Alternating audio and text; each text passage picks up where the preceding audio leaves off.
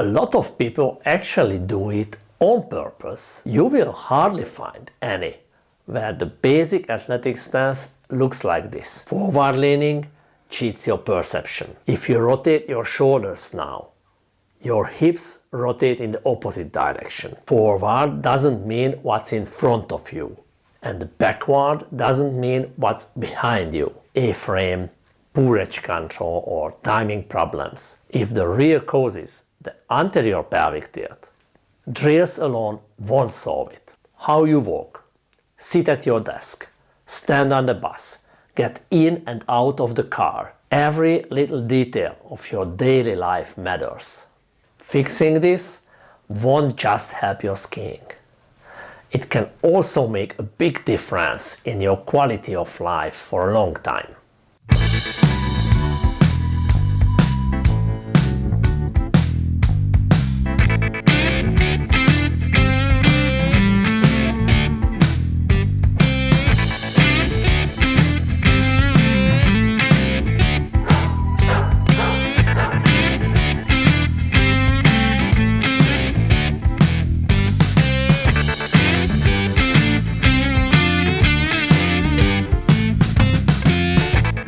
You may also have noticed that many skiers who want to ski in a sporty way or look athletic tend to lean forward.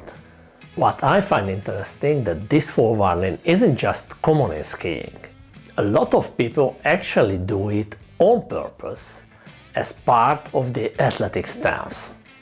But if you step back for a moment and look at other sports, you will hardly find any where the basic athletic stance looks like this. The typical skiing posture with that overbent torso is actually what coaches try to correct in most other sports. That alone should already make us think. It suggests that some skiing postures may have come more from tradition than from biomechanics, fitness, or physical therapy. It is one of the most common postural failures in skiing, which is why it's important to talk about it. Why do we do it? What are the consequences? And how can it actually make our skiing worse?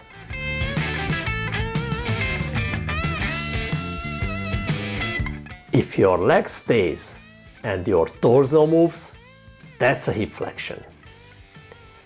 If your torso stays still and your legs move, that's also a hip flexion.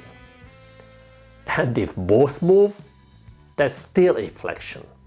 From the hips perspective, it doesn't matter. But functionally, there is a huge difference. Hip flexion is not a pose. It has a purpose.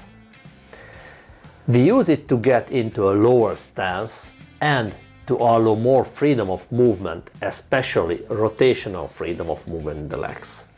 Rotation is much more limited with straight legs than with bent ones.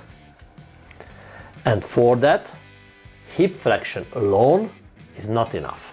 A real low stance works like a squat. Your shins and knees move forward, your hips shift back, and your torso leans forward a bit to keep balance. In skiing, balance is more forgiving. Stiff ski boots and long skis give you a wide base of support.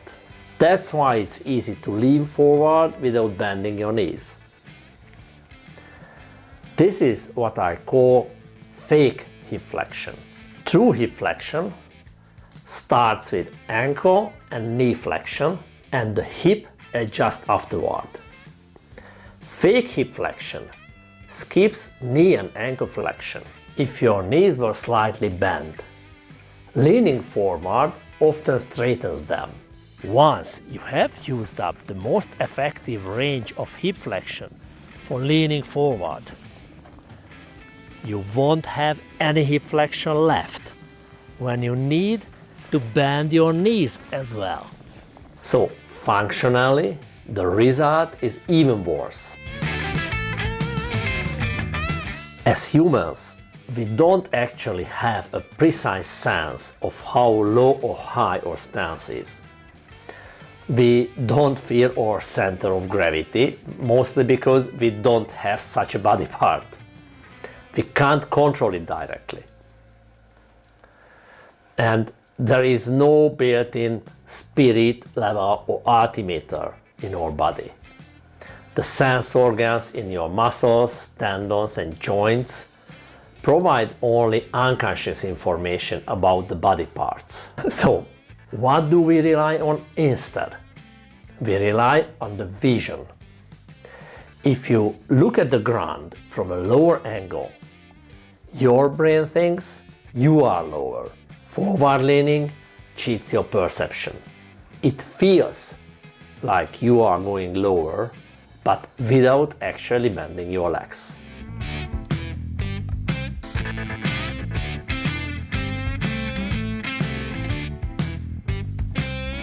In skiing, forward doesn't mean what's in front of you, and backward doesn't mean what's behind you.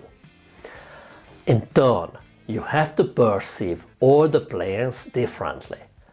The coordinate system, the main forces, and every circumstance are different. The front is actually more to the side than straight ahead. What really matters is not your body position, but which part of the ski is active. You can stand more upright and still engage the front of the ski better than if you lean forward. Leaning too far forward blocks your legs and limits their rotation, but you need that rotation to use the front of the ski. But that's something I will cover in another video.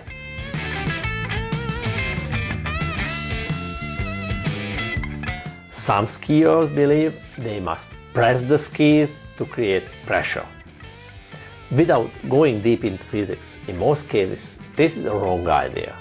Skiers mostly don't need to create pressure. Anyways, moving the upper body toward the skis doesn't create pressure. At best, you press your lungs, not your skis. So you can completely forget about this.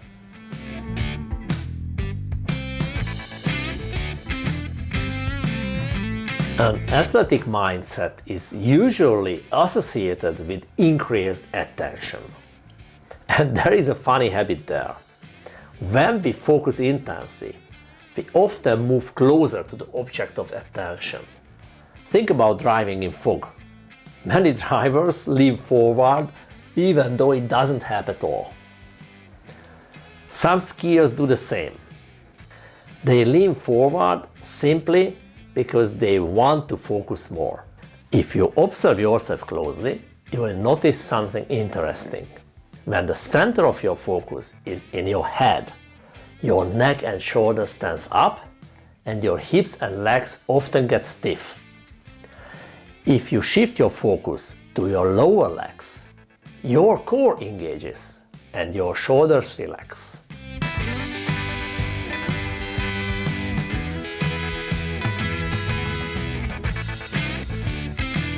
When a heavier body part moves forward, something else must move backward to stay balanced.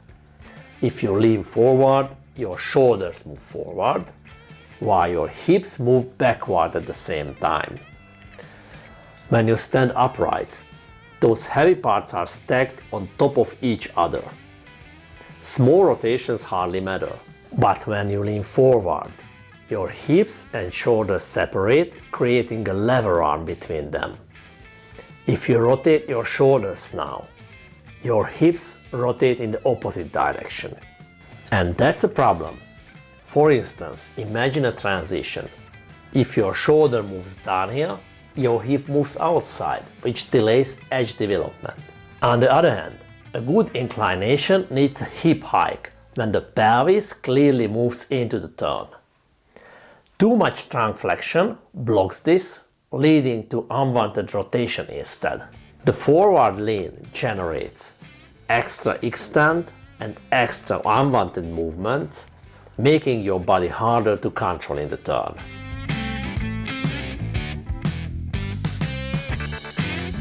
In fitness and physical therapy, Anterior pelvic tilt, also known as duck butt or APT, is one of the most common postural problems.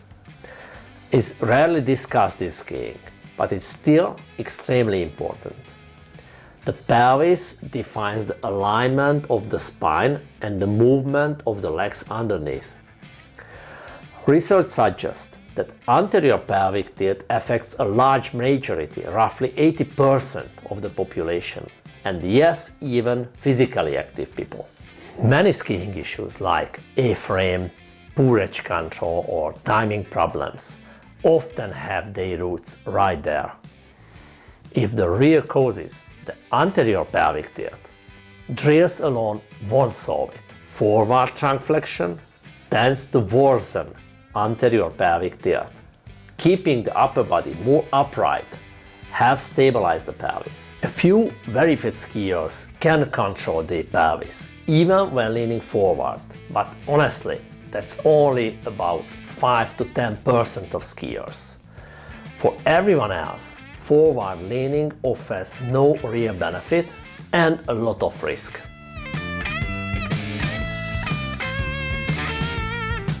You can notice in everyday life that strong, athletic people walk upright, even uphill or under a heavy load. Tired or weaker people tend to lean forward and push their hips back. It's a classic sign of underperforming or weak glutes. When the glutes can't hold the load, the body collapses into hip flexion.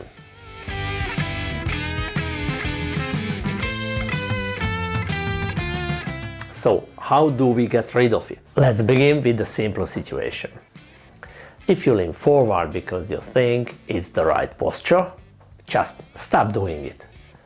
Try skiing with your upper body more upright. At first, you might feel like you are back while skiing, but be patient. Get used to the new stance and learn to activate the front of your skis instead of chasing this fake forward feeling.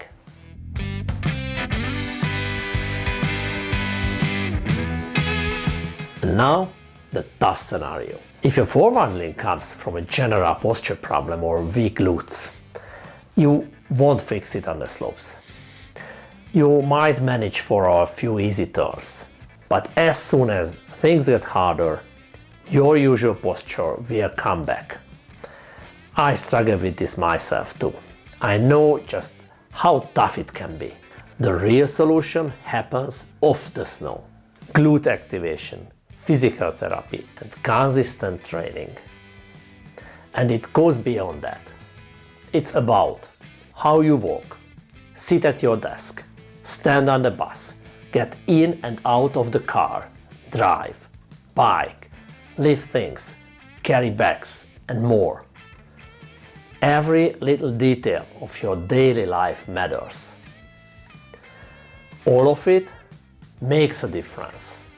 It's not just about learning a single move. That's easy. You have to change a habit. And to do that, you have to be consistent. Fixing this won't just help your skiing. It can also make a big difference in your quality of life for a long time. But don't just watch it. Put this into practice. Give it a try, practice it for a while, and drop a comment below telling us how different it feels and how it changed your posture. See you again!